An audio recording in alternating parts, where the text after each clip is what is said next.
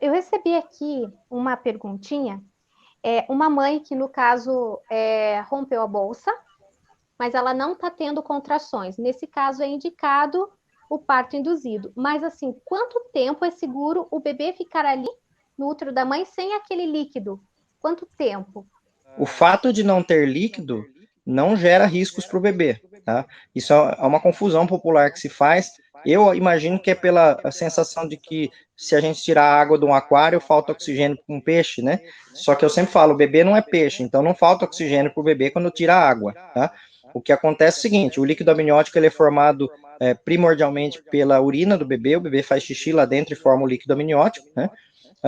Ele tem a função ali de lubrificação, tem a função de hidratação da pele do bebê. O bebê tem uma certa deglutição do líquido amniótico, mas a falta do líquido amniótico não vai causar grandes consequências para o bebê. Mas sim a bolsa estar rompida, ou seja, imagina que a bolsa não está mais íntegra, tem um furinho lá na bolsa. Então, esse furinho que fica na bolsa pode ser uma entrada para uma bactéria. Então, quando a gente fala de bolsa rota, a gente está falando de riscos de infecção, mas não tem nada a ver com parte de oxigenação, tá? Aí o que a gente tem hoje de trabalhos, né, científicos mais recentes, eles mostram o seguinte, que se a gente imaginar uma linha do tempo de horas, né, de bolsa rota, a gente vai ter um crescente bem de leve de risco de infecção conforme vão passando essas horas, e aí há um cotovelo maior, ou seja, um upgrade maior aqui de risco de infecção num determinado tempo, tá? Esse determinado tempo, em alguns trabalhos, eles mostram que 18 horas seria esse cotovelo a hora que começa a subir, tá? Mas tem trabalhos mostrando que dependendo da higiene daquela população, aquela mulher tem uma higiene muito boa, ela tem acesso à higiene, principalmente, né? Isso não é nem julgando a higiene pessoal, é ter acesso. Tem pessoas com condições pobres que não tem como tomar banho todo dia, por exemplo, e não tem esse acesso, né?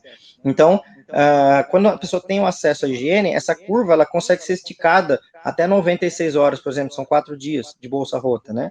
Aí o que ocorre é o seguinte, tem alguns protocolos que são mais antigos, que indicavam o uso de antibiótico preventivo, nesses casos, né? Nos mais antigos ainda, a mulher rompia a bolsa fora de trabalho, eles já entravam com antibiótico, mas isso já mudou há bastante tempo, né?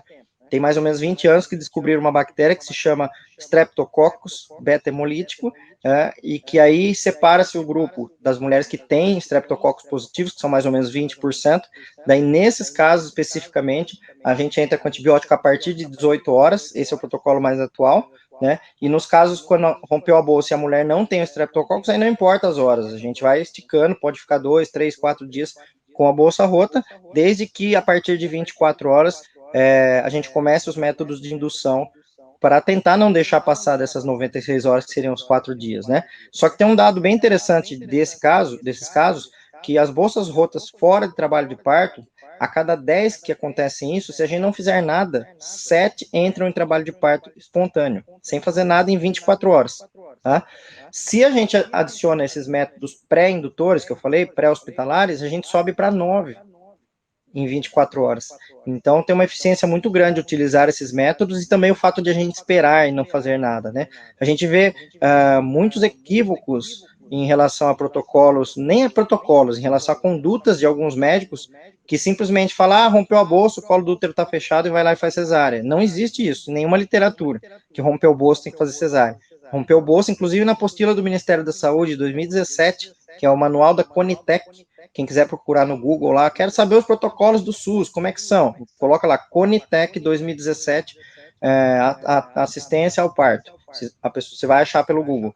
Lá você vai ver que, se eu não me engano, na página 36, que fala de bolsa rota, e que na última linha, eu tenho uma memória meio fotográfica, eu lembro que é na última página, no final da página embaixo está falando lá sobre as questões de indução para bolsa rota no protocolo do Ministério da Saúde do Brasil, e que lá eles preconizam a espera de 24 horas para começar a indução farmacológica, né? Isso já deveria estar implantado no Brasil inteiro, mas a gente vê muito lugar que não é feito isso, que simplesmente já começa a indução imediata, ou então dá 24 horas, fala, já acabou o tempo, tem que fazer cesárea, ou seja, tem muito achismo e muita prática individual daquele médico ou daquele serviço sem seguir os protocolos que são recomendados.